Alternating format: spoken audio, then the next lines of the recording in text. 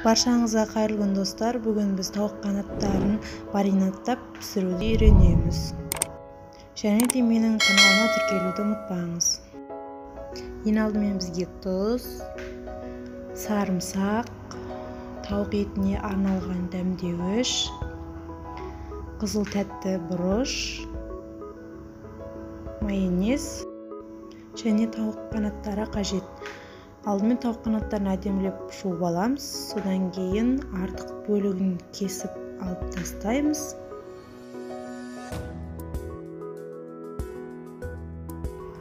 Алдымен сарымсақты үккіштен өткіземіз.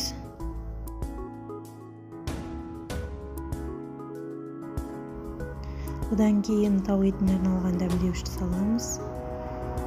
Тұз қосамыз.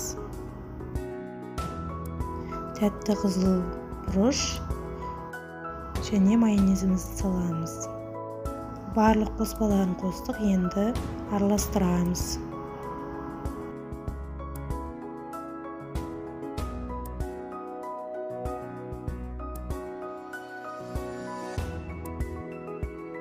Мінекей араластырып болдық. Енді дәмдеуішін өз бойына сіңдіру үшін 15-20 минуттай қоямыз. Мінекей 20 минут өткеннен кейін қалыпқа осылай рет-ретімен жинап саламыз.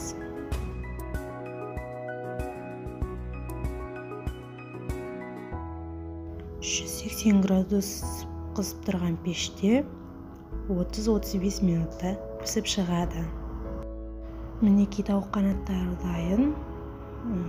Үй жағдайында жасап көріңіздер. Мерекелік дастарханға қоюға өте қолайлы тағам.